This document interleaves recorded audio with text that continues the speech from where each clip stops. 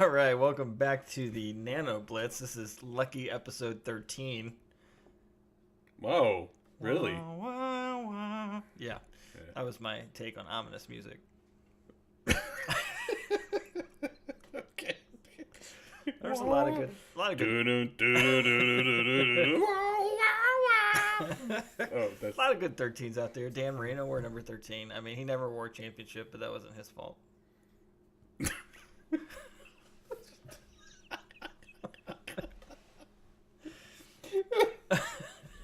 Anyway, you're gonna blame that one on Shula, aren't you?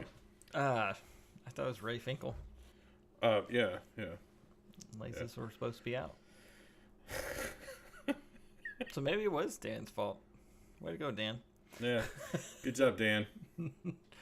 Was that 25 years ago? How old is that movie now? Because Marino just tweeted about that. What, 90? Oh yeah, 25 years ago. Yeah, because on the day, that it came out, or was it filming? He tweeted that out whenever he started. I don't know. Yeah, I love that he took credit for helping start Jim Carrey's career. Yeah, I thought that was great. Yeah, In Living Color just didn't happen, right, James? Well, it could have been more popular, I think. I liked it, but well, it was good, but it was before its time, right? Yes. Yeah. So again, we're going to remind our listeners that this is a football Madden podcast. We're not going to talk about James / Jim Carrey. Right. Yeah. Much, maybe. We'll see. Yeah. Yet to be decided. TBT. Right. And again, this is episode 13, and we are ready to talk some more Madden. We got a lot of good feedback on our last episode, which was a two-parter. We had our special guest, Chad, who... is Chad, and that was fun. He stole the show,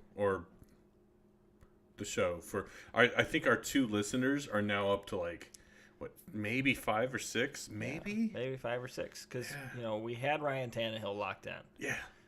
And even though Chad's been a guest, he's still not a listener, but we have Jason listens religiously. Thank you, Jason. And then we've got our friend Ryan from work, who has apparently listened to a couple episodes. And then Jake from the league has listened. He said he really enjoyed our last episode. He apparently didn't know that we had a podcast. We had talked about it so many times. Yeah. In our text, we were like, Jake, what? we specifically asked you to subscribe. And he's like, what, you have a podcast? Okay, but thank you for listening, though, now that you know that it's a thing. Yeah, so that's cool. Sheree that occasionally listens, who is sitting behind us right now playing her game in our league right now. Against the Lambs. Yeah. Against the Lambs. And it is apparently girly power time. There's some kind of safety? What? Did the Rams get a safety on you? I got maddened. She got mad. She got maddened as we speak here. Watching in the 4K. Oh my gosh. And then, Missed field goal, missed extra point. Yeah. That's play-by-play, guys. And a dislocated shoulder on that play. This is classic Madden right now. Which, by the way, I've been watching videos from Deuce Douglas, and he does a lot of commentary for his games and stuff that are hysterical. And he talks about the field goal block animation of doom that nobody can surpass. It's pretty funny. But so listeners, we got a lot of listeners now. Yeah. I think we've tripled it now. Yeah, and it's not confirmed, but on Twitter we suggested that the famous Mills Gaming TV at Mills Gaming TV that he potentially listens, and he didn't say he doesn't. So he just liked it. Yeah, he liked it. He thought that we were clever. So I take that as he's listened to every episode and taken notes, and that now his Twitch streams have improved because he's been taking things from our show. It's more than likely. He speaks for 50% of this podcast body here. Hey man, just sue me for being an optimist, okay? That's more than optimism, but anyhow. But welcome back. Yeah. It was a good episode, and we got more today. We're going to continue some of our conversation about some of the developer commentary and things. And that's really, I think that's really all you need to know about Madden 19 is that we find more to talk about in what the community and the developers are saying on Twitter than we do about the game itself. Yeah, we've kind of hit that threshold, and it's that time of year that it's hard to not talk about. I guess that's the thing that I'm finding is why be silent? Right. That kind of thing. It's yeah, frustrating. So yeah, and when we talk about the frustrations of Madden and all the things that have been said that we can say again, and we talk about how Madden's the only NFL game in town, and the other games that are out there that don't have NFL license just aren't at that place that we're ready to start playing them yet. Yeah. I honestly wish that we were at that place. Well, Doug Flutie's Maximum Football, those guys are coming up with some cool stuff right now. Like they've got motion capture. Mm-hmm. So one of the things that I heard, a video I watched about it, is they went from having animations in, what was it? It was at like 40 frames per second. Yeah, 40 frames per second, and now they're at up to 120 with some of these motion captures. Right, that's a huge jump for some of that stuff, and that could improve how smooth the game looks as well as the speed of the game. They have some official sponsors in the game. They're actually working with collegiate bodies trying to get something worked out with both Canadian and American colleges. They say they're still nowhere with the actual Canadian league. Which is a shame because, honestly, I enjoy watching. I know it sounds weird, but I enjoy watching the CFL, Canadian Football League, for everybody who doesn't know that acronym there. Yeah. There's, some players that I actually follow that I saw in college, and I'm like, oh, he plays for them, that kind of thing. If I'm one of the guys from the CFL, though, that helps with marketing and stuff, and here's a game that's being sponsored by Doug Flutie, I would want to be a part of that. Yeah. Because that's a part of your history, that's part of your culture. I think that would be cool. But apparently they have an iPhone game or a small device game that you can play on your phone, and then they're happy with what they have there, is what the official response was for. But, we're talking about alternatives to Madden, alternatives to NFL. So I got to ask you, I know I watched a couple of games. Mm-hmm. The AAF. Yep. I fell asleep during a couple of games, but and that is that an indictment on the? No, it's just me lately. I've fallen asleep during. I mean, I fell asleep during the Blues game the other day, and who are on a 10-game winning streak. Oh yeah, now. I mean the fact that I could do that, I'm not getting to be an old man, but yeah, I enjoy a nap now and then, and it just has happened during some of those games. But I did watch some of the Birmingham Iron game because there are some Mizzou players that play for them. Yeah. Shout out to Ricky Hatley, LaDamian Washington. There's also a couple of other players that they've got that are unofficially listed. Eric Beisel. I forgot some of the other players, but there's a whole slew of Mizzou guys there that, it was just nice. You want to support them, Yeah, watch them. I got one of them game worn LaDamian Washington jerseys. So yeah.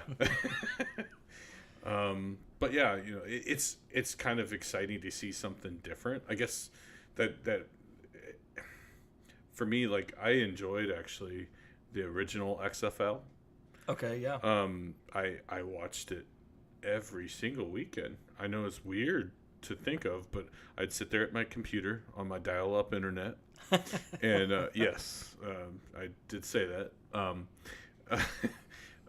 But I would sit there and I'd watch it on a little TV that I had right by my computer, and I was a huge Rashaan Salam fan. Whenever he was in college, saw him play. Unfortunately, he is no longer with us, Right. but he played for the Memphis Maniacs, and so just to have something a little bit different, Yeah. and that's what the AAF is. It's a little bit different, and I'm excited. I hope that a league like that, and then a league like hopefully the new XFL, which St. Louis is getting a team. I plan on trying to go out and see what it is, support local. Absolutely. I'm looking forward to going to a game. Yeah. I'm definitely going to go to at least one game. Yeah. As far as we know, they're only going to have one season. You never know what's going to happen, right? Yeah.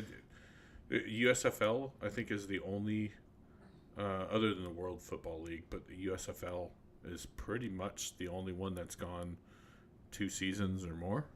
USFL had two seasons, I believe it was, before our current. Well, I'm not going to say that. Just watch the documentary called Small Potatoes, and you'll know what I'm talking about as far as the USFL.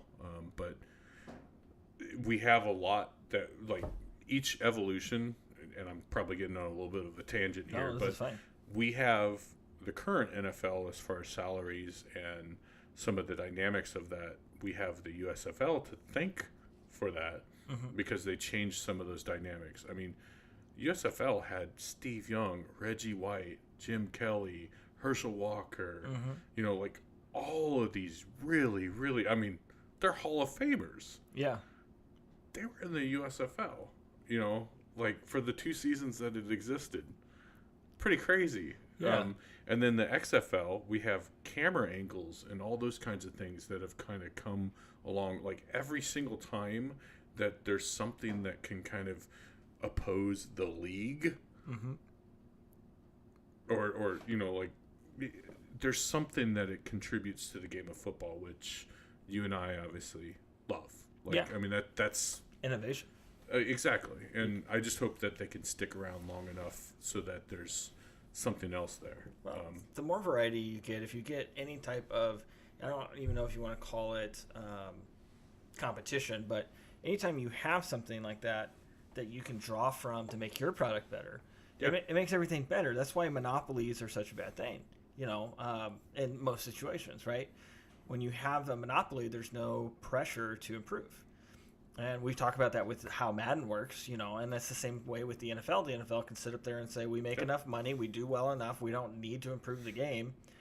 And then the only pressure they get is from their players, right? Well, you need to improve the safety, you need to improve these benefits, you need to improve the profit share, whatever it is, But when you have these organizations like the AAF and then XFL coming out, if there's anything they can learn from these leagues to improve player safety, I think it's a win.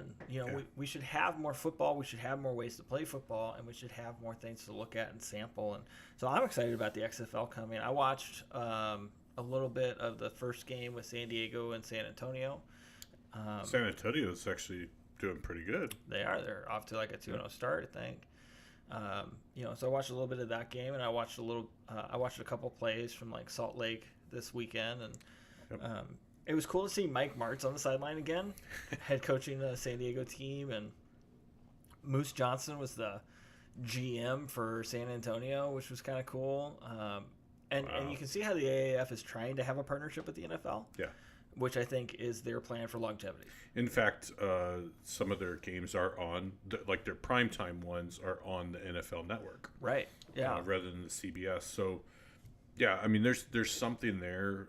There's a lot of former players that are supporting the AAF. Yeah. I hope like, honestly, football needs a minor leagues, I guess. I agree. Whereas, wholeheartedly. Because you have college, which essentially is that. It's pretty much the only sport that does that. Yeah. That doesn't have its own minor league system, right? Right. Well, the NBA, they have the G League. They used to have the Continental Basketball Association, so the CBA.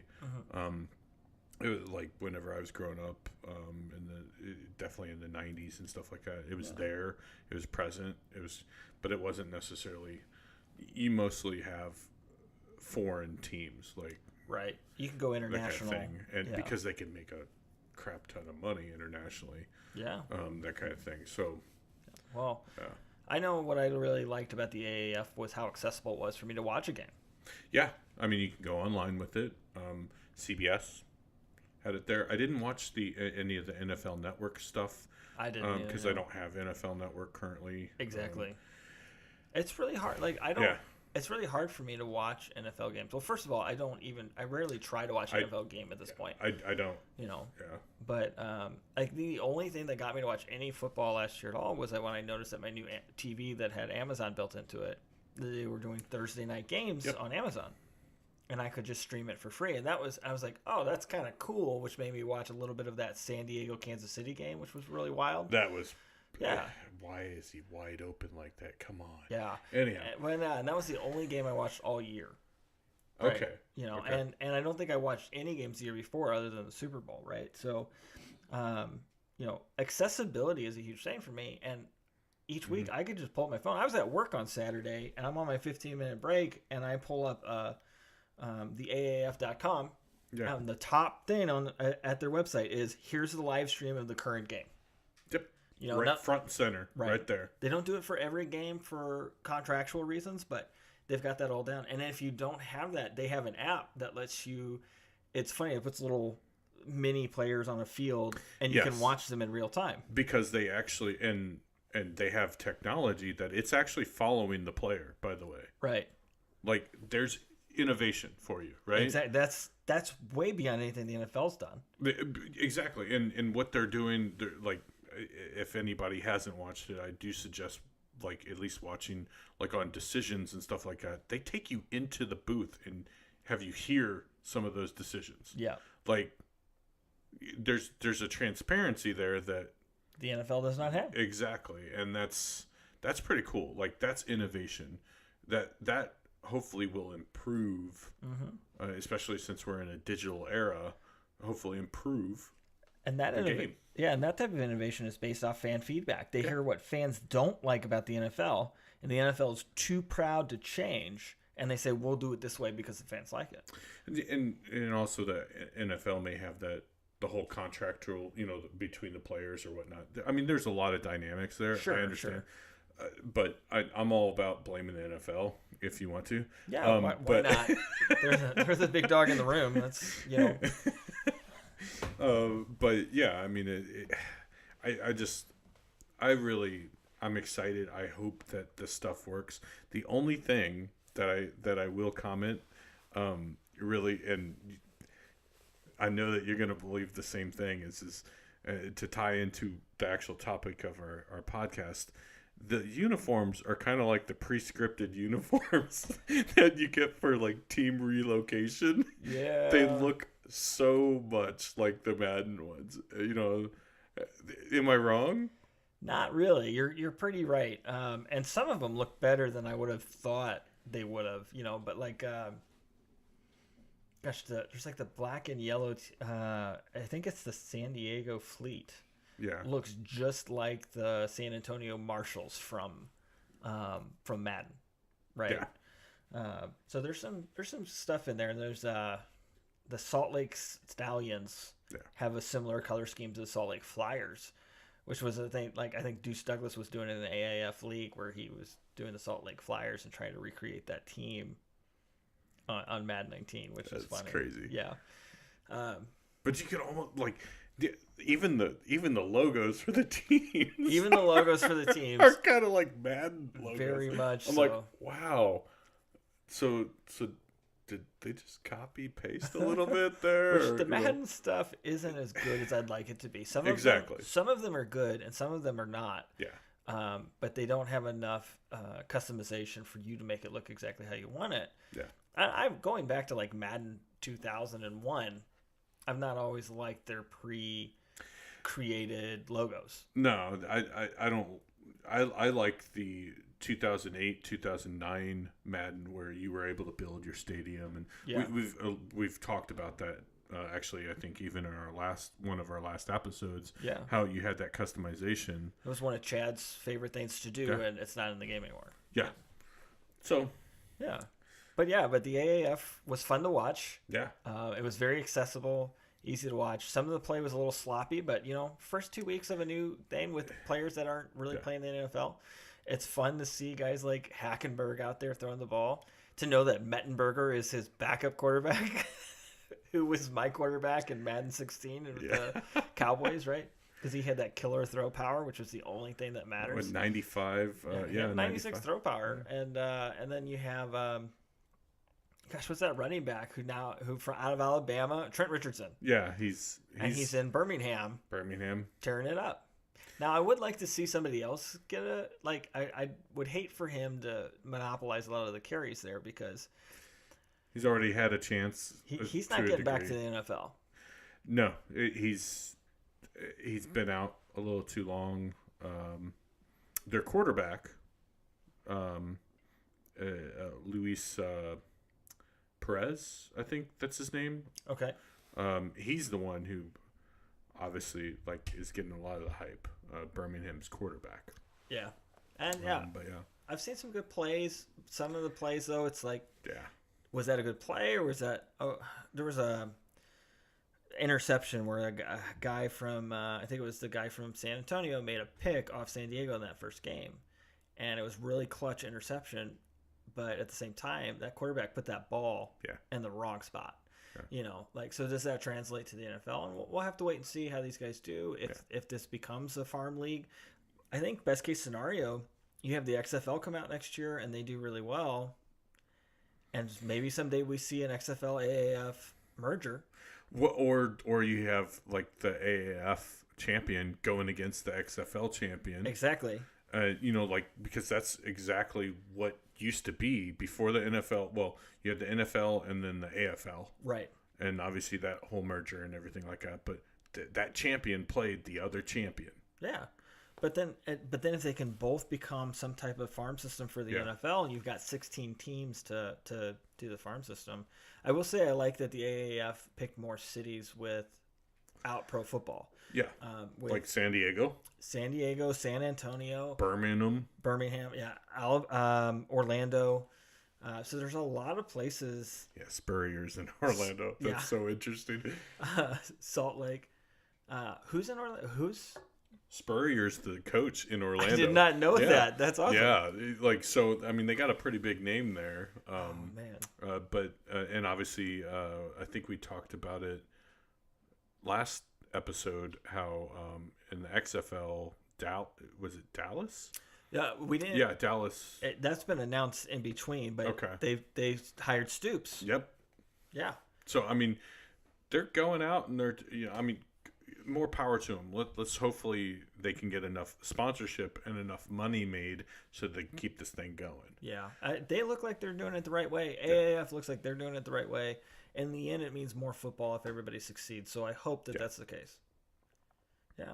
Yeah. Yeah. But I would love it if Madden would adopt some type of my league option where you can customize your league, make 8 teams, take 8, and recreate the AAF or recreate the XFL if you wanted to.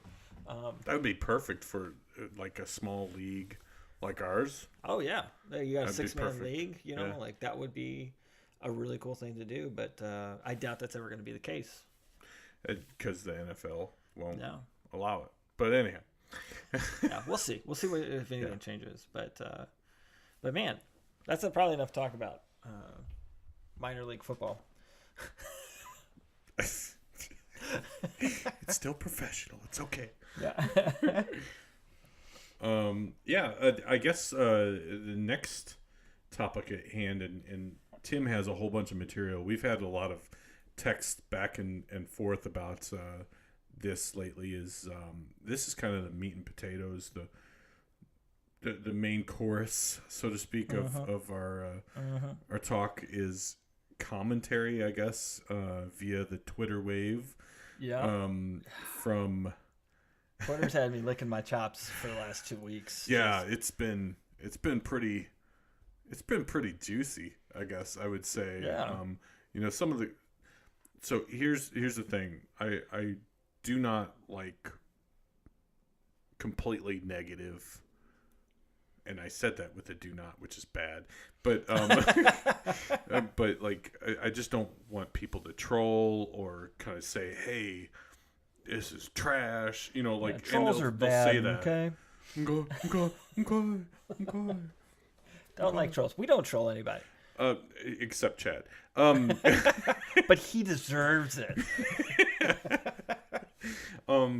But sorry, I'm watching my wife play here a little bit too. Quick update here. It is the third quarter, and her Seattle team is up 12-9 on the Rams.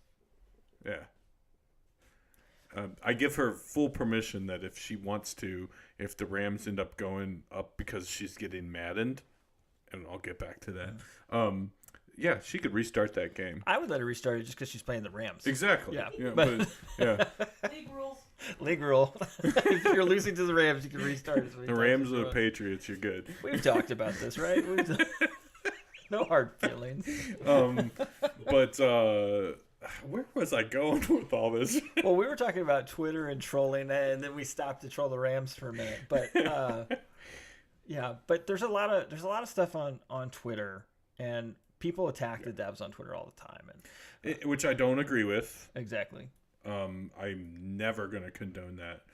I think there's a form factor. I think the feedback that both Tim and myself have tried and actually had with certain individuals, we're trying to, yes, we have a different outlook of it, but we're still trying to remain positive, and we know that we're not going to get our way, but we want to want to talk about it, and we want to have that conversation. And if we can be a part of the community coming together in any way, shape, or form, obviously not leading that, but just being a part of it. You know, if we can be a part of the community coming to agreement, one of the greatest things that has happened with us doing this podcast is being able to communicate with other content creators on Twitter and talk about it. And when those guys are being constructive and we're being constructive with them and we're having a good back and forth, it's a good time. It's very cool.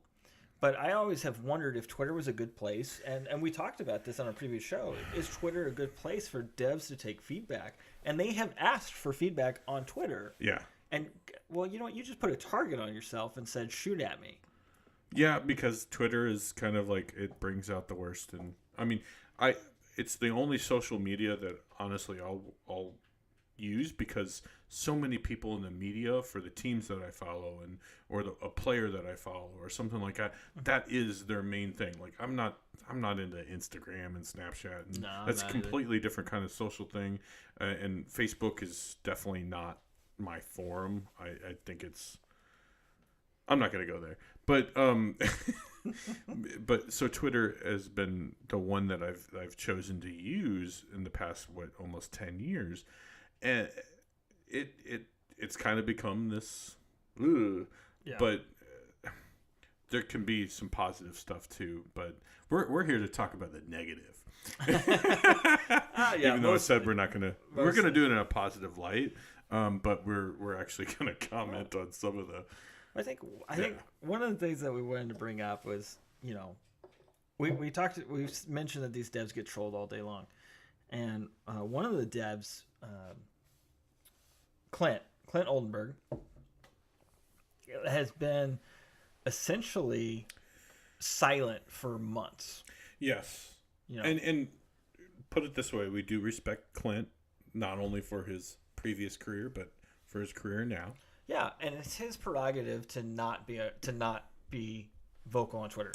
Yeah. It's totally his prerogative. Now, look, when your executive producer, though, is saying that Twitter's the place to have this conversation, I don't know what they're saying in the building, but you've put yourself out there saying you want Twitter to be a forum, and then you cherry pick what you're going to respond to. You go silent for months at a time.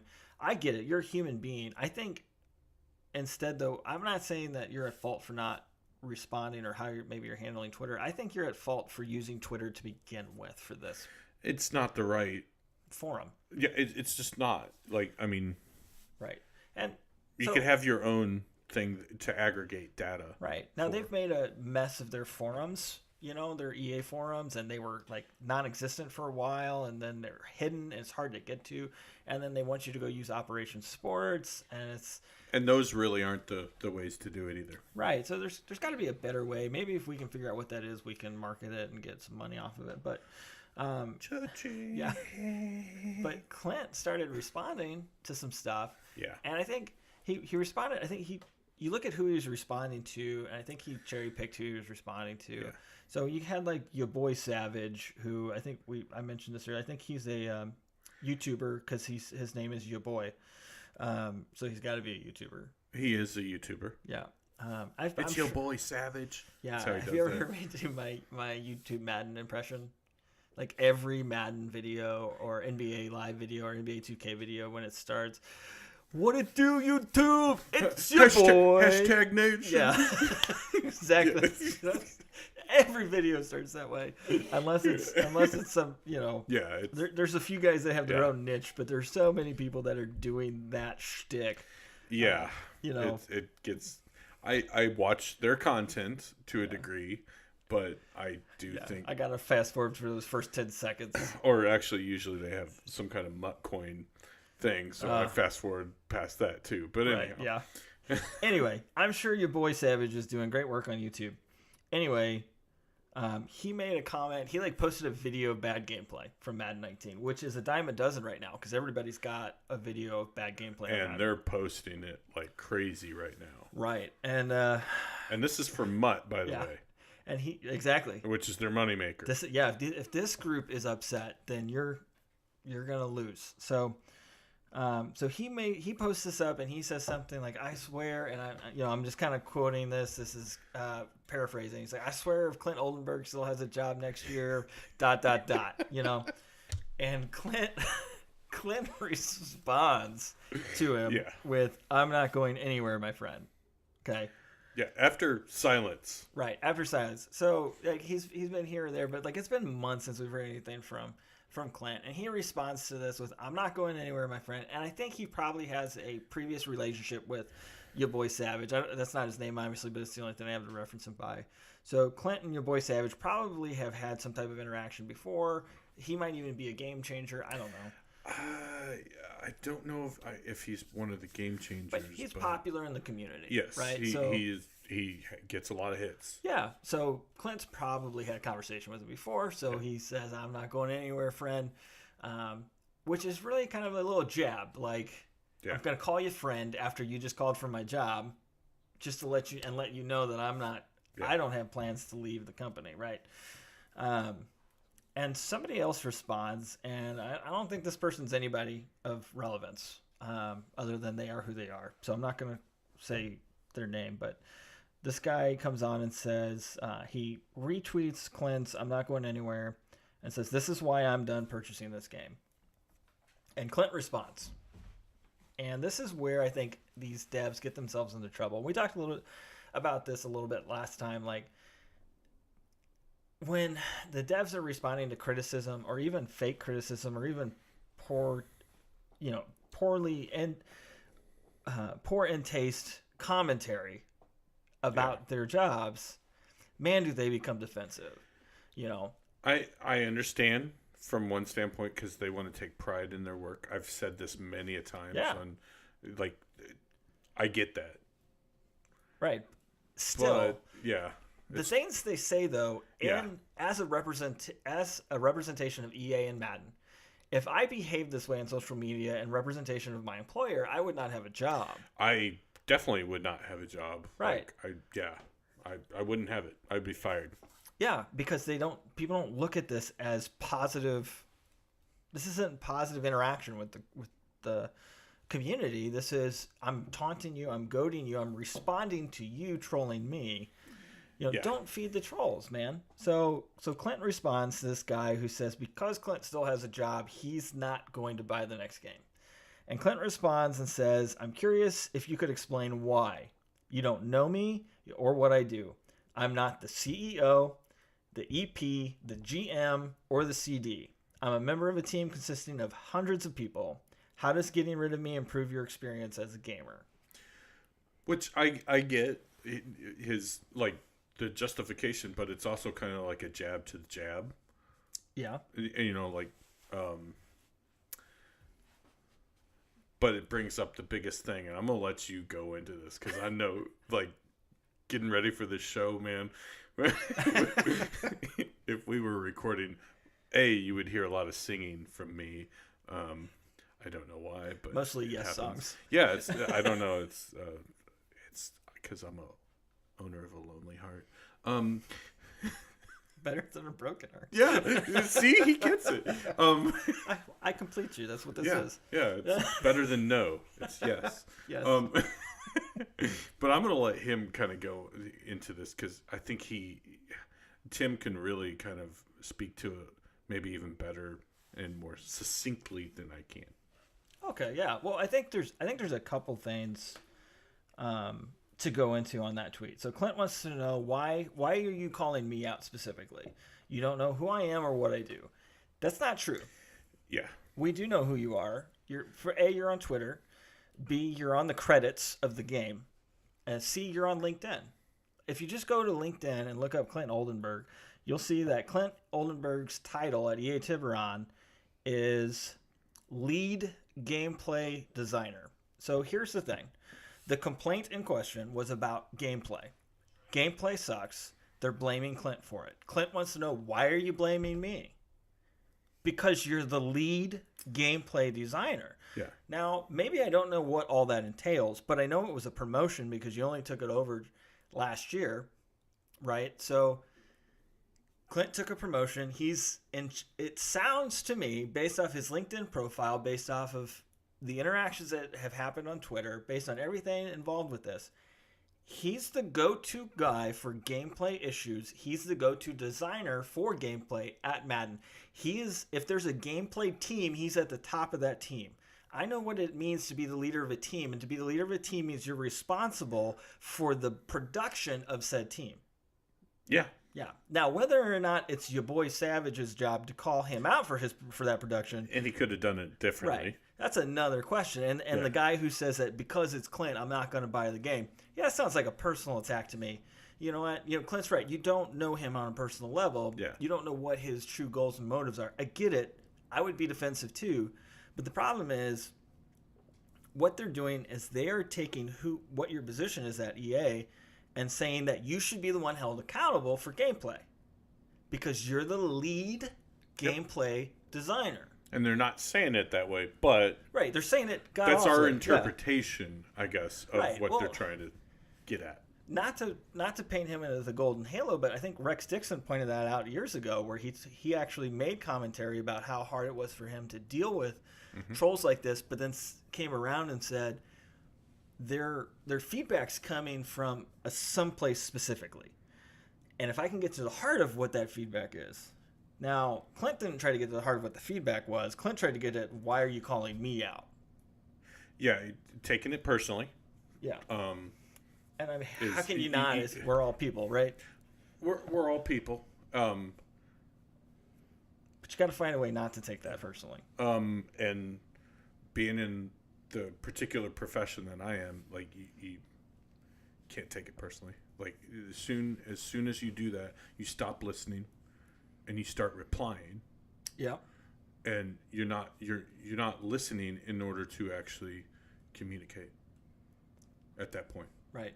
Instead you're listening. Instead, this conversation now is about proving to this guy on Twitter that he's a nut job. Exactly. I want to go out and make sure that you know that you're ridiculous for calling me out for the quality of our product. Okay. And he may be ridiculous, but I don't know. Oh, clearly he is. Clearly, he's on Twitter yelling at a developer. Okay, the guy's ridiculous. All right, we all know it. It doesn't take much, but he's speaking to a truth, which is that we are disappointed in gameplay, and they're directing it at you because you are the lead gameplay designer. You don't have to interact with this guy. You don't have to listen to him. You don't have to listen to me. But you do have to be accountable for your product. Yeah. And more than just the nut jobs on Twitter, your Metacritic score's down. Your sales are down. Your stocks are down. Yeah. Everything's down. You're not trending upward with Madden. You're trending downward with Madden. And a lot of it starts at, is the gameplay good enough? And the answer from the community is no. Okay. Sorry, that was a big breath that you probably heard there. Right. And as we continue to have this conversation, we're going to start talking about who should be accountable for that. Should it be Clint? Should it be somebody else? Is it the development team altogether? I guess more you hit the nail on the head. How do we hold them accountable? That's a good question. That's really the question. How do we? We can't. It's the only game. Our feedback forums are quite literally those forums and Twitter. Right. Yeah. And that's not really. I mean, none of them. You can't aggregate data the proper way. I guess you could start a critically acclaimed podcast about Madden that gets copied by Mills fortnightly on his Twitch stream. Yeah, with 5 to 6 followers. Yeah, and the listeners. We have more than that on the followers as far as our Twitter goes. But yeah. And I just want to say this is a shtick. This is a joke that I'm doing. I am in no way accusing Mills of stealing our content. I would love it if he did. I would be so happy. I had to change my number from 2 that I've been using for a year and a half now because just to let you know the update on the Lambs versus the Hawks game, it is 12-9 in favor of the Hawks, and she's going to start taking knees in victory formation. We're going to see here if she gets maddened and they fumble off the taking a knee. Yeah. Okay, but how do we hold them accountable? Going back to the point ahead, how do we hold them accountable? Who even needs to be held accountable, right? Yeah. I think there is something to be said about the devs need to be held accountable for their work because they're the ones who are actually putting everything together. Okay. Maybe that sounds unfair to some people. You're gonna make the argument that they're not given enough resources or whatever. But if you're the gameplay designer, you're accountable for gameplay design. Right? And so I've mentioned Ryan Moody a couple times. I know he's kind of a love him or hate him. He's a love him or hate him in the Madden community. I appreciate his content. I think Nate and I have talked about this before. I think he's off sometimes and I think he's on sometimes. But we need every voice, right, for our community, I think. And I think he's an important voice. And somebody was defending the developers at Madden, talking about, essentially saying that it's a stressful job. They have a narrow time frame. It's not a great work environment. And he responds to them by saying, please, it's a job. They accept the responsibility when applying and have a standard to maintain that employment just like anyone else. If objectives can't be met or stress is too much, they can resign and have a more qualified applicant fill the role. And we read this earlier, it's kind of harsh, but it's also true. There's truths within that, so there's layers of truth. Yeah. I guess. I'm responsible for my work, whether it be good or bad, in my job. That kind of thing. It is my job. I have certain job duties and tasks, and I am rated upon those. Exactly. Whether I like it or not. And that's kind of where he's getting at, is I'm responsible to that and to be upheld to certain ratings and responsibilities there. 100%. And here's the thing, though. In your job, who determines whether or not you met your goals or expectations? Is it your employer or is it your boy Savage on Twitter?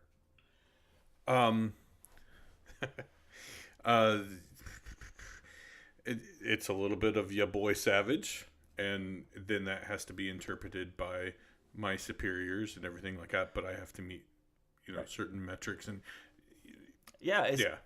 Is your customer base happy with the game that you've developed? Yeah. How does your boss interpret that and say, are you doing the right best service for our customers? Sometimes, though, it is the boss saying, yeah, that customer isn't happy with it, but you did what we asked you to do. Exactly. Yeah. It's a mixture, but yeah. Right. And, so then you start, well, what are they asking him to do? What is the goal from the dev, or from not from the devs, but from the, oh gosh, who did he say? So Clint, like, this is the second part of Clint's tweet that I really want to get into here, is he's kind of throwing some shade. I'm wondering if this is still there at EA. And you kind of have to read between the lines, but he says, I'm not the CEO, the executive producer, the general manager, or the creative director. So why are you upset with me about the state of the game? He's responsible for that segment of it. Now, granted, he also has a little bit of reason to throw some shade, is that this year's version is not his gameplay management role, but yes, he's still responsible for it now. Right, he's responsible for it now, but he passed the buck to his bosses, exactly, to his supervisors. He said, look, I'm not the guy making the decisions. You want to talk to an executive producer, you want to talk to a creative the creative director. You want to talk to the guys that I answer to for why the game sucks, not me. Why are you holding me accountable for the quality of this game? You know what? I'm going to tell Clint from personal experience, that argument does not go well with your employer. No. Because that employer is always going to come back to you and say, we hired you to do this job, and it's your job to make it the right way. Now, regardless of whether or not his employer thinks he's doing a good job, he basically just shoved it off and said, you need to be blaming the CEO of the company, the executive producer of the game, the general manager, or the creative director of the game, not me. Or at least it could be interpreted as such. I am interpreting it as such because to me that's what he said. He said, "Why are you asking me? Why are you putting this on me? Because I'm not these people." So if you're saying, "Why are you putting that on me? Why are you putting that on me when I'm not person X, Y, or Z?" You're saying the person that it needs to be on is person X, Y, and Z. Yeah. Or at the very least, you're saying the person that needs that feedback is person X, Y, and Z. That I think is a little bit more accurate. That's where I would kind of sway. But then again, not all of those people can be given feedback. Right. There's our issue again. Right? They're not on Twitter necessarily. Well, the creative director is. Creative director, but obviously, yes, you can go to EA and after blow them up on Twitter or whatnot. Right. But do they even have an executive producer right now after the Guerrero fiasco? I have not seen whether or not they do after that. I don't think they have anybody in place over Carlos Guerrero right now. But you kind of hinted at this a second ago when you were talking about it. As Clint is kind of shifting that blame to these individuals or shifting that feedback to these individuals, as you mentioned, they're complaining to him about the gameplay for Madden 19. Yep. Who was the lead gameplay designer for Madden 19? Rex Dixon was. Yeah. In fact, when did Rex Dixon leave? He announced he was leaving EA in May. I still got to count out the months. May 2nd of 2018. That is 3 months before the game launches. That is after the development cycle. Yeah. His name is on this game. Yeah, exactly. This was Rex's decision. Now, yeah, that's where this is where it starts to get more fun and more interesting. Is Rex don't work? I got my tinfoil hat on. Yeah, Rex don't work for EA no more, so he's not necessarily pulling punches anymore. Where Clint's trying to still be a little bit diplomatic, although I think, in my opinion, he's failing at that. And again, that's not a judgment of him. That's just I just don't think he's going. He needs to find a different approach for this, right? How to handle these trolls. But yeah, I would agree with you. I think there's nuggets of truth again, but then how? It's the how, right? That I don't necessarily agree with. But I think we talked about this before. Right after Rex left EA, he immediately threw some shade at anybody that's a producer. He talked about the difference between being a producer and a developer, and how a developer cares about the quality of a game and a producer cares about how much money you make off the game, right? And he's throwing a little shade here, a little shade there, doing his little Kermit meme, sipping the tea, right? Yeah. But these last couple of weeks, man, he's been pretty active on fire. Yeah. And the first one was when EA had their big party that they threw. And what's that rap group? The Lambo guys, the Migos. Is it Migos? Migos. Migos. All right. So there's this. They had Migos come out and perform for the EA group. Now nobody knows how much that costs, but it's probably expensive to throw a personal concert. With a. I could tell you what some of those price points were whenever I was in college, and my college would throw, a concert. Like the Goo Goo Dolls or something like that. Oh, wow. Yeah, it was not cheap. Not cheap at all, right? Yeah. So here's this meme, and you guys have all seen this meme. Oh, by the way, not to get away from what he's about to say, the Goo Goo Dolls were still popular whenever I was in... Hey, Goo Goo Dolls are awesome, okay? I don't care what you say. I will listen to the Goo Goo Dolls, and I won't tell no one your name, okay? Get me some Goo Goo Dolls and some Gin Blossoms and I'll be fine. You're just a city of angels right now. Okay.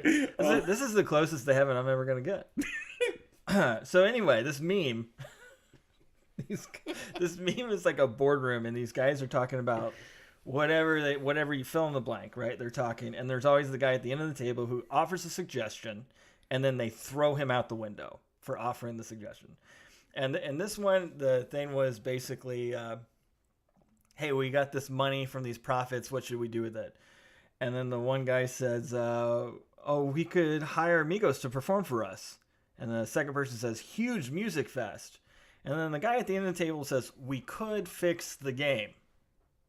And they then throw the guy who wants to fix the game out the window. This was tweeted by Mr. Golden Sports, who is Rex is in love with this guy for some reason. Well, I think they have a personal relationship, and I think isn't it Country Girl? Country Girl and Mr. Golden Sports are together. Yes. Yeah. So, and obviously there's some relationship, some friendship between them. Yeah. And that's cool. That is cool. I totally agree with that, because Rex is constantly retweeting the two. Yeah, well, Rex used to beg Mr. Golden Sports to play their game again. Like he wanted him to be playing their game and streaming their game, right? So he really likes him. So he responds to that, and this is what he says. So the guy at the right hand of the table is the guy who says, "Let's fix the game," and gets thrown out the window. Rex Dixon responds and says, "I'm literally the guy on the right." Okay. Yeah. I know in today's day and age, everybody misuses the word literally. But what he just said was... Wait, did he literally say that? What he literally just said. This is literally the best tweet I have ever read. What he said was that he literally tried to fix the state of the game and was thrown out for it. Hence the Kermit stuff. And, yeah. And does he go into depth there? Does he expound on that? No, because he's a smart guy. He's not going to get sued by EA, right? Maybe he's not that smart, but I like Rex. Okay? I like him on a personal level. He's a guy that I would probably be able to have a beer with and get along with across the table and kind of hopefully have some productive conversations. Yeah. And Rex was Rex is a little bit self-aware. Somebody tweeted him and asked them to come back to the game. And and he said no, and let's stop pretending this kind of thing wasn't also happening while I was there. So he basically responded to some of this gameplay footage and said, don't act like I'm the guy that was going to fix this because we had these same issues when I worked there. Yeah. Okay, a little well, maybe it's self-awareness, maybe it's something else. But he basically said the game was doing this when I was there. Asking me to come back isn't going to fix the issue, right? Yeah. So that's another thing he did. Then he says, this was one of my favorites. So somebody on Twitter says, EA actually did something right with Apex Legends. Rex responds and says, I think you mean Respawn. Respawn is the developer who created Apex Legends. EA just publishes it. And Respawn was very vocal that they didn't give EA any opportunity to mess with how they were going to build and launch this game. And they were very vocal, which is strange because EA is producing your game and you're basically going out there like, hey, I know you're concerned that EA is our producer, but just know they had nothing to do with it and we were not going to let them ruin our game. Okay? Kind of a weird message to send, but because they're writing the checks. But here's Rex Dixon making sure, trying to say, don't give credit to EA as the producer. Give credit to the developers who made a great game. Yeah. You know, he is pro developer, right? This is where he's at. And I get it. He's a developer. And that's one thing that I actually like about Rex is he tries to bring a little bit of that realization between developer and other. Yeah. Is the best term for it. Yeah. The other. So, here was the big one, though. This was the big thing that he said that he has since deleted from Twitter. Yes. But we all got our screenshots of it. Well, we shared it really quickly. We were the third people to like the statement. We were the second people to share it, which was, hey, guys, we're breaking news here.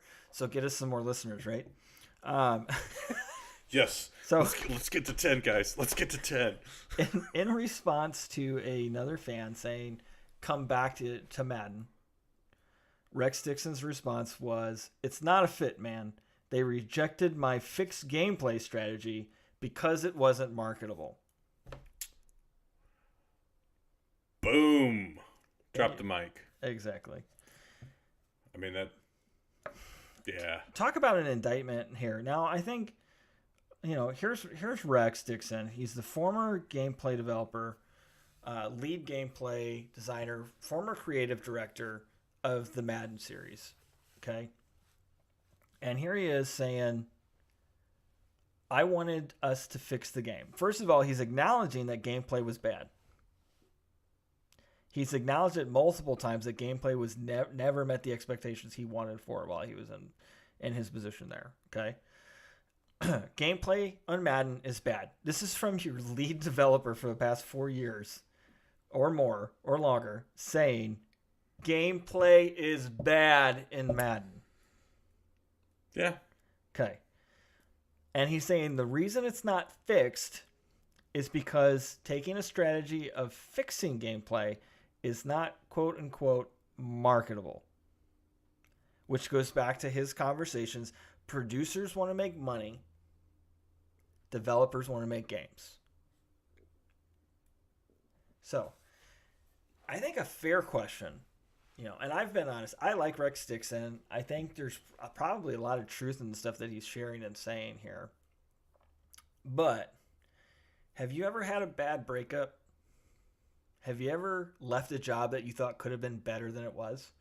Like a company that maybe you really admired and that you started in with these thinking that this was going to be the greatest thing ever. It didn't live up to your expectations and you felt like the company was to blame or the people in front of you in that company were to blame.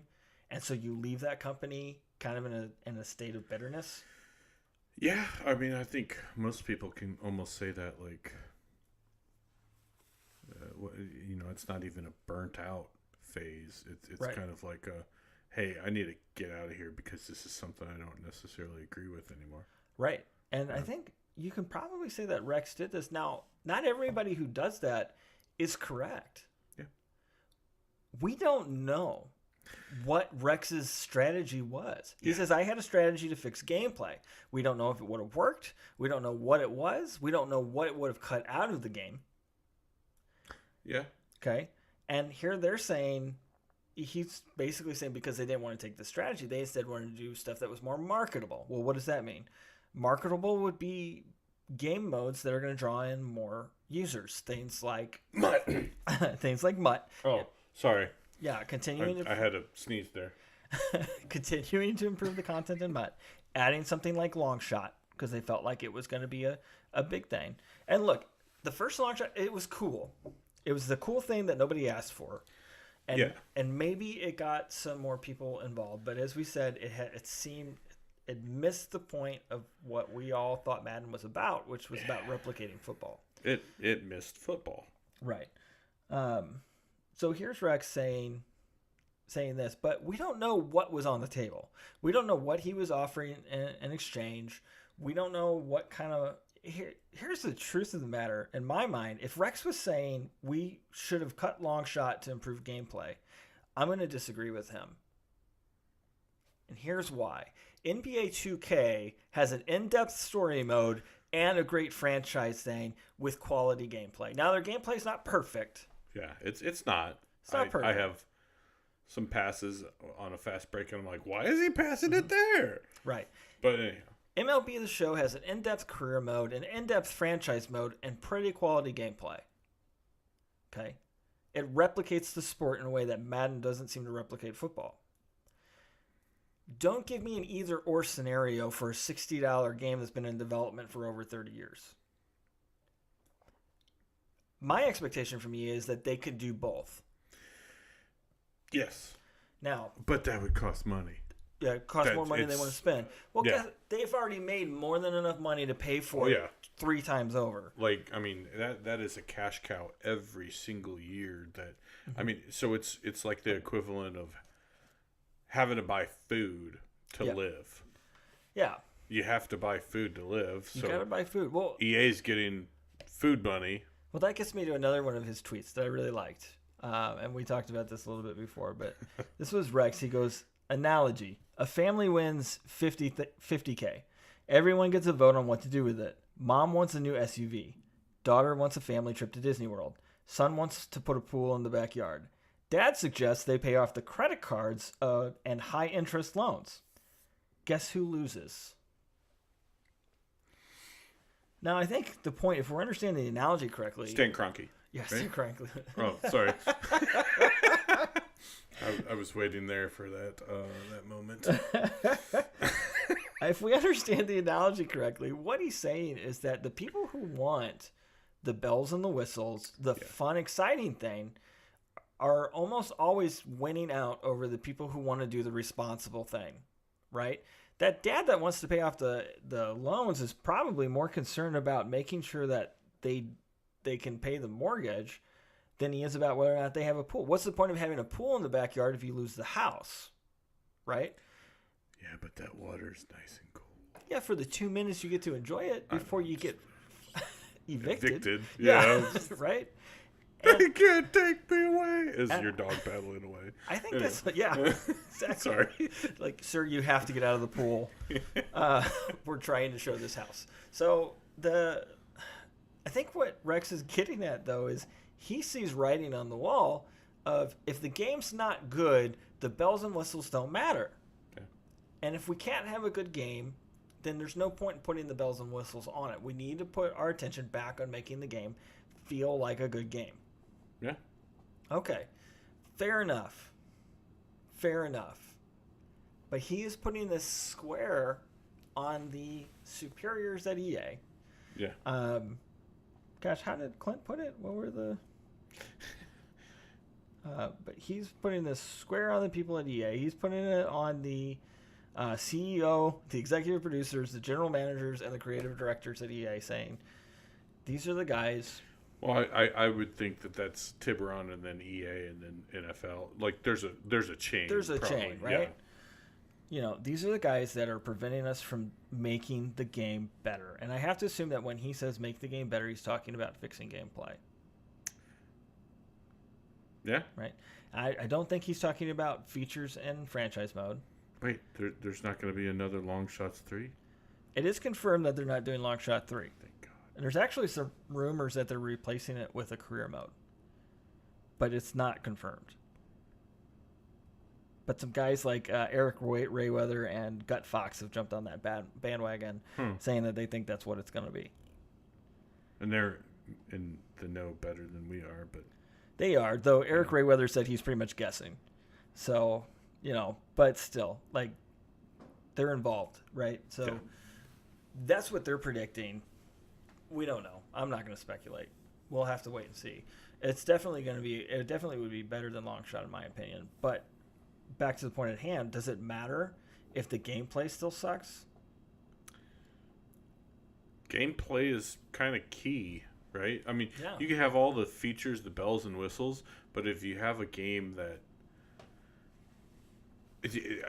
Okay, I'm gonna step back one here and then go back to that. So sometimes you'll have like people will post on, since we're talking about that anyhow, they'll post like this miraculous play or something like that happens, like where it gets jarred out of the person's hands and somebody else Or how about the Michael Vick runs 40 yards back downfield, turns around and spins off his back foot right in front of the goal line, throws it 70 yards through the air at a wide open wide receiver, no look pass, who then runs it in for a touchdown. Well, after getting tackled. Right. Yeah, but so that's exactly what I'm talking about. Like, that's gameplay, that doesn't happen. Like, then there's the tip passes, and I understand tip passes can happen, do happen, but it's funny how there's, like, at least how they're sharing it on the social media of Twitter, and whenever something like that happens in real life, and they're like, oh, see, this happens. Yeah, not to the regularity. Right. Those are rare. Well, we were talking about injuries, right? And we've talked about injuries before in the game. Okay. The off-the-ball injuries. Oh. Yeah. So we've got our injury slider turned down to 10. And actually the frequency of injuries in our league right now, I think, is good. It's not bad, but it's just it's not 1 or 2 weeks. It's right. Well, we're 6 or 8. We're in our third season. And my starting running back has an 82 injury rating, and he's gotten injured in every season. I should expect him to get injured often. Especially at a running back position. Right. Yeah. But when every injury that he gets, so 3 of his 4 injuries were for multi-week injuries. 1 injury was a game injury.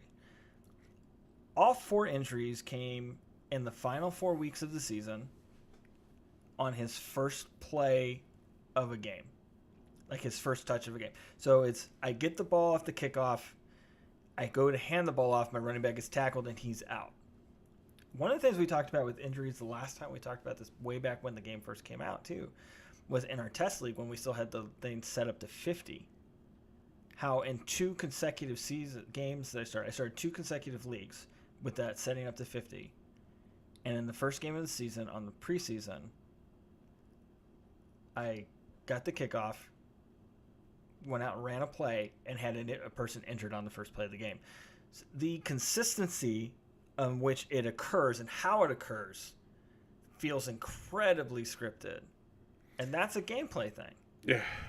Like, that's something to fix. Here's some basic gameplay stuff. Like, there's a lot of serious things that need to get fixed, but let's talk about some basic stuff. Like, how about a working windsock? Yeah. They used to have it. Yeah.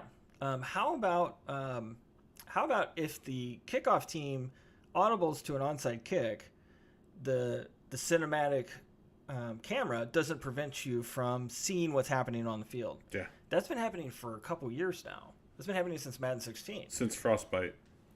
Yeah, it was before Frostbite. That's been happening for years. Okay. How about fixing that? There's just little gameplay things like that, little mechanics in the game that don't work right. Like, let's fix those, And then if you fix those things, the occasional ridiculous fumble doesn't feel as bad. Yeah. It's at least somewhere to start, right? Mm-hmm. But I think the way things happen in the game is what makes people so upset about it, because the gameplay then looks awful. For example, I'm running a play with my third stringers in a preseason. I'm on the goal line, hike the ball, and it's going to be a handoff.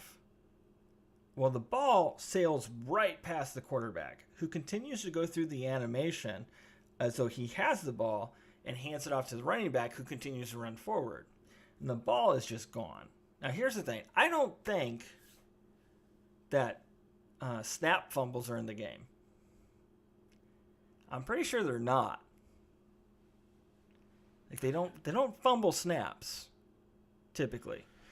If they do, the only time it happens occurs when it looks like somebody else on the field isn't interacting with the ball properly, or somebody's positioning changes as the play is being snapped. So, like in this situation, I could believe that my second or third string center is going to snap the ball over my quarterback's head. Yeah. I could believe that. But because of the way it plays out, it looks like a glitch. And because nobody responds to it except for the defense.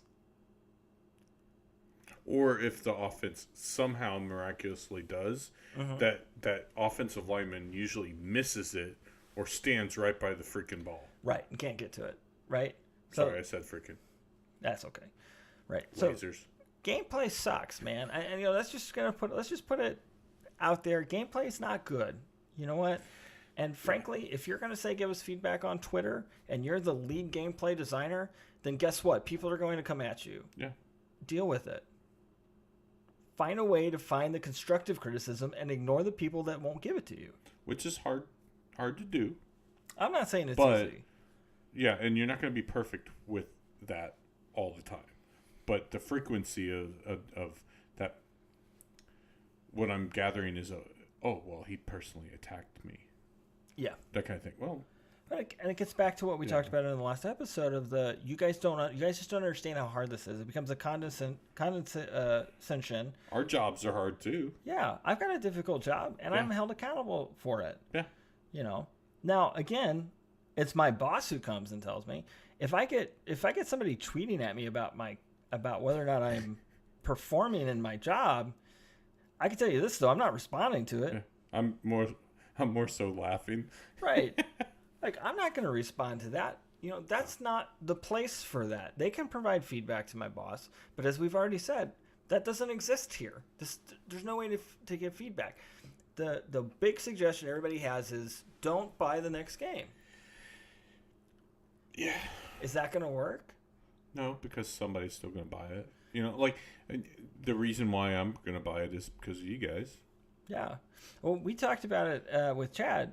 Chad said we will threaten to not buy the next game and stay with this game. And I was thinking about it. One of the reasons I think we always buy the next game is because we're hoping, beyond with a prayer, that the gameplay is going to be better. The game that we're playing, we don't want to stick with it because it sucks so bad. Yeah.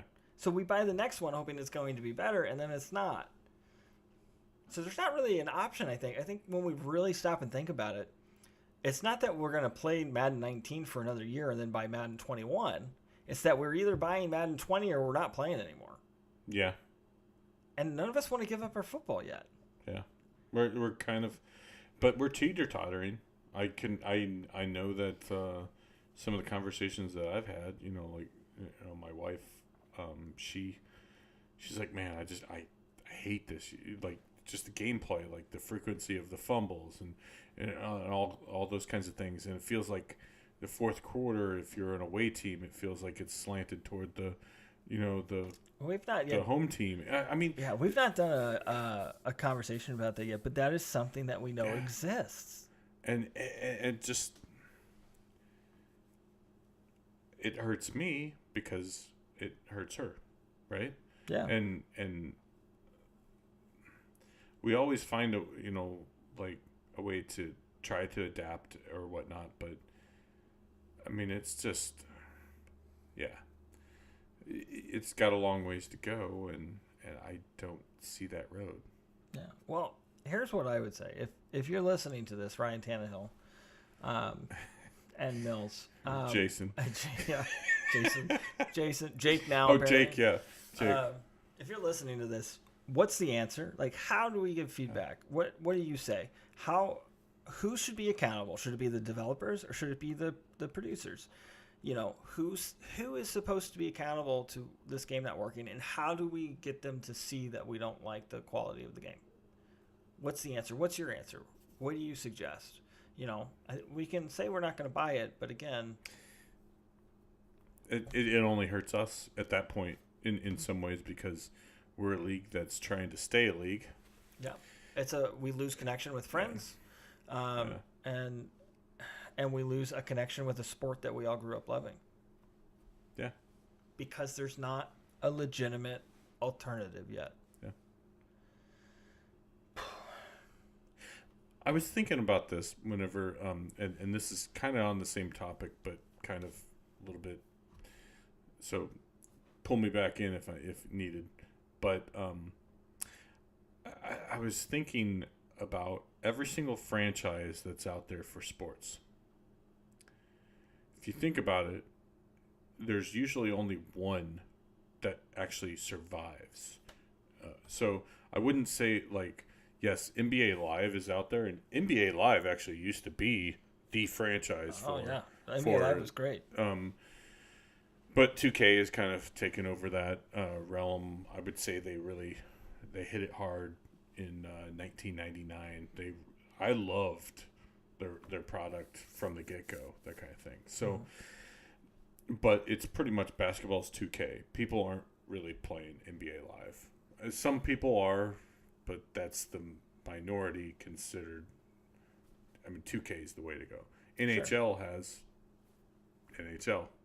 True. I don't know that there ever was another. Was there ever another game? There was a 2K hockey, right? For NHL, there's been on the old Xbox. There was several of them. Okay.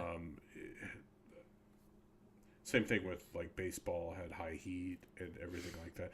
But baseball's kind of gone to more of a MLB The Show, which is PlayStation exclusive, by the way, as well. Right. But 2K actually had theirs for a while.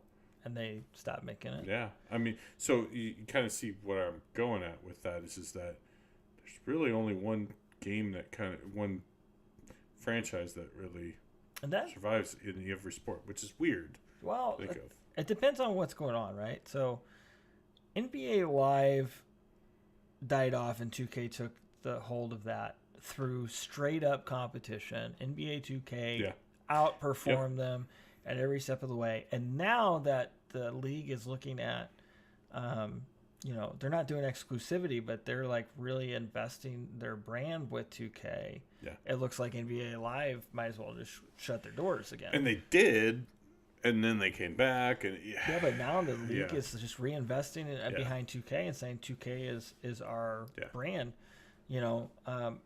What's the point? I remember Triple Play, EA Triple Play. Turned into MVP Baseball. That left because of that was a licensing issue, right? But then there were two games that had an MLB license. You had the 2K. The 2K game, and you had MLB The Show. Yep. They both had the license, and then 2K stopped making their game. So then MLB The Show didn't necessarily have exclusivity. It didn't. No, it did. But it's become that way. It's not an exclusive contract or anything, right? But it's just kind of how it's survived, right? And there's a couple other baseball games trying to hit the market and do some stuff, but again, like they're not at that level. Like that RBI baseball, but right. I mean, those are more arcade, like NBA playgrounds, and right? Like those are arcade based. So look at hockey, look at baseball, look at basketball. The guys that are at the top of that mountain got there through competition, not through exclusivity. At the time that EA got exclusivity on the NFL, was at a time that 2K was killing them, and they were providing a game with a better experience at a cheaper price tag. At least that's what a lot of people say. Okay, I know when 2K5 came out, I was buying Madden. I was not a 2K football guy. I was 2K, 2K1 a little bit because I had a Dreamcast. And then I switched over to PlayStation, and I wanted Madden because Madden's what I grew up with. Madden was what I remember. Madden was what I knew. So I went back to Madden. EA beat 2K to football and beat all the other football developers simply by being offered exclusivity by the NFL.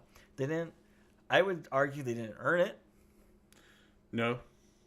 And they haven't done enough, in my opinion, over the last 10 plus years to really maintain something that the NFL should look at and say, this is quality production. This is what we want our name stamped on. Yeah. I actually remember on Xbox and then Xbox 360, I would always get NCAA football. Oh, yeah. But I wouldn't get Madden every year. I started with the Xbox getting like NFL Fever. It had there were several different names, but it had Peyton Manning on one of the covers. I'll never forget that. That was actually a really good game. Quarterback But- Club? No, not Quarterback Club, but it's like NFL Fever. Was it the old Sony one? No, it was on Xbox, like Okay. the original Xbox. It was going back a Sony little had ways. Game Day. Yeah, you had Game Day on Sony. Yeah, it's called NFL Fever, like NFL Fever 2002, NFL Fever 2000. I think the last one was NFL Fever 2004. That was actually pretty good. And then the 2K ones. Now I played the 2K ones on the Dreamcast and everything like that, so I had some familiarity. But what really got me in the 2K series was 2K14. 2K 2004. Whatever 04. 2K04. And then I was sold on that until 2008, which was their last version. Yeah, I All Pro. believe. Yeah. Which there's still a league running strong of 2K8. Yeah. Which is crazy to think, but I mean, it had elements that I really enjoyed. Yeah. So. We'll never get our way on that. Like, I would like to see. It's kind of like the whole going back to the AAF, right? Right. Exactly. Variety is a little bit good. Variety is great. It brings out hopefully the best in that developer, and then also hopefully that parent company. Yeah. But see, here's the thing. EA and these game guys are not going to look at whether or not their game's successful based off how much time you spend on the game, right? Like, if EA was smart, they would look at these scores for games like NBA 2K and MLB The Show and ask themselves, what are they doing right that we're not doing? And they would look at them as their competition. But they know that I'm going to buy both a baseball game and a football game because they're different sports. So they don't look at it as a competition. But it is a competition for my time and my investment. And I invest more time playing games like NHL, NBA 2K, and MLB The Show than I do playing Madden. In fact, I play my Madden game for our league. We talked about this last week. Play my Madden game for my league, and I take the disc out and I put in something I want to play. Exactly. And I'm the same way. Like, I've been playing 2K a lot this last 3 weeks. Right. And, because I got to get my my Vancouver North Star, squad going. Exactly. But but that's the thing is you look at it and you say, I play Madden and it makes me remember what Madden used to be, so I go play all these other games that have the features that I want in it. Yeah. And I believe those features should still be in Madden. And so I want Madden to improve, and I want the gameplay to be enjoyable. I want the game to be an enjoyable game. But I don't have really any other options. The things I don't like about Madden, I'm not going to like in Maximum Football right now. I'm not going to like in those other football games because they're underdeveloped at this point. Yeah. And that's, look, I hope they are successful. I want them to do well. But let's just, I mean, are we actually at a point where licensing doesn't matter? Because when 2K lost licensing, they were still putting out a classy game, but they couldn't keep it going because they didn't have licensing. Yeah, it didn't have the pool, like, because they had a 2K version, All Pro, I think it was called, or something like that came out. Same engine, all that kind of stuff, but it wasn't the teams. Right. And people buy it for the rosters and the teams and stuff like that. They want to see the new players. They want to see people like the old players. Yeah. People like but when I go play a franchise, I'm not looking to sign Barry Sanders because Barry Sanders is in his 50s.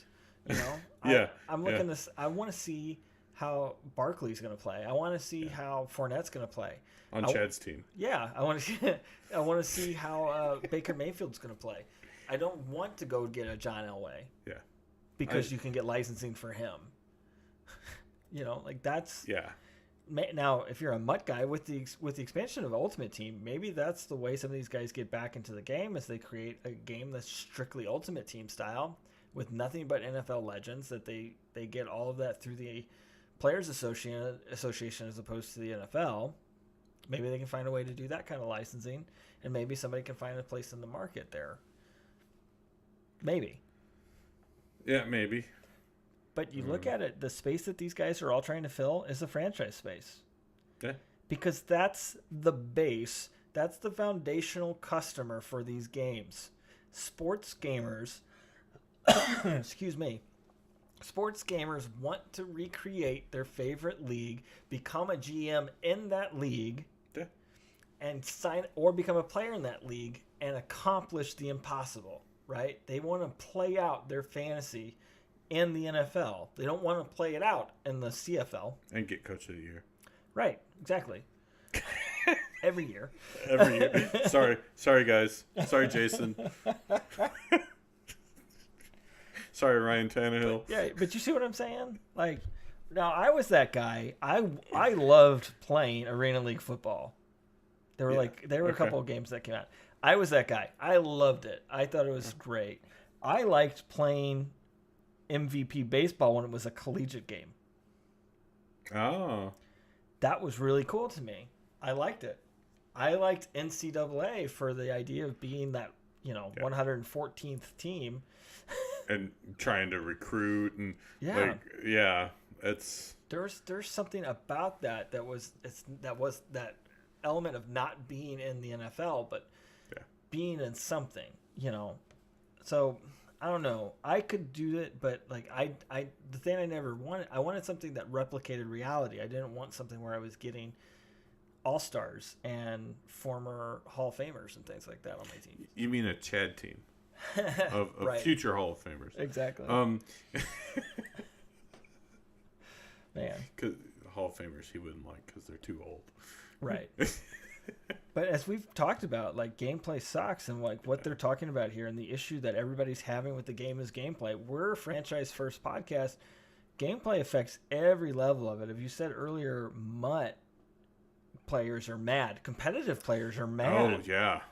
They don't like how things are being handled. And they're not even playing on the mode that we're playing on. They're playing on competitive mode, and they're upset at how ridiculous it plays. Yeah. This is supposed to be competitive, but my opponent, who just ran 40 yards back with Michael Vick, can do a spin throw 80 yards on the field. Yeah. Or I tackle the dude, he gets right back up. Yeah, and runs in for a touchdown, as if he wasn't tackled. I mean, how does that happen? Well, it happens when you create a game with bad gameplay. Yeah. And I'd like to say that the lead gameplay designer should be held accountable for that. We'll let the jury be out on Clint until next year. We'll see what happens. But I guess one thing that what really gets me is every single year, like, oh, they have all these, like, every single week they have a roster patch and all that kind of stuff. Yeah. What the hell are they doing for the, like, well, they've had some here and there, that kind of thing, right? But they've had a number of patches. That was actually something I saw one of the devs going off about. It might have been Clint again. It was somebody saying, we've patched this game X number of times this year.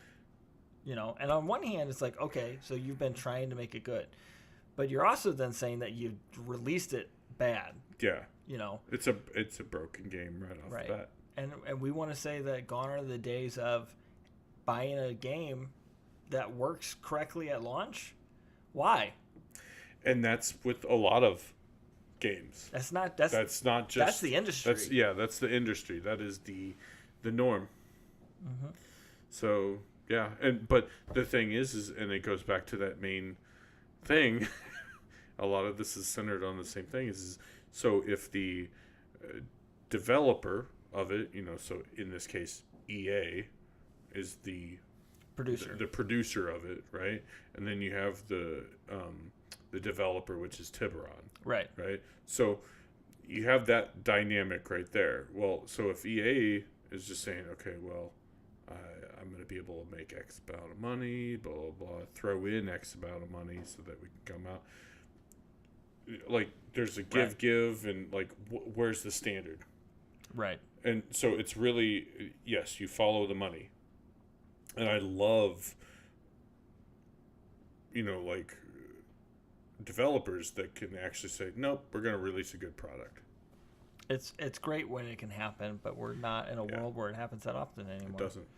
You know, even the companies that I admire the most, like Bethesda, you know, is putting out a game that is incredibly buggy when it came out. You know, with Fallout 76, and it happens. It's gonna happen. You know, the question is, how do they respond to it? How do they approach it? You know, I tell you what, Bethesda didn't do. They didn't make excuses. They tried to make things right. And I just don't see EA and Tiburon doing the same thing. I don't see them doing it at that level. EA. No. You know, I just don't see that happening. A half-hearted apology from a developer that's already told me it's not his fault to begin with on Twitter is just not good enough for me. Yeah. It inhales vigorously. Yeah. Right. And you know what? And as we wrap this up, I just want to say, like, look, I know I've been pretty straightforward. I've been a straight shooter about how I feel about the game and talking about things like accountability. I'm trying to ask the hard questions. I'm trying to get us as a community to approach it and say, who do we hold accountable? Are we doing it the right way?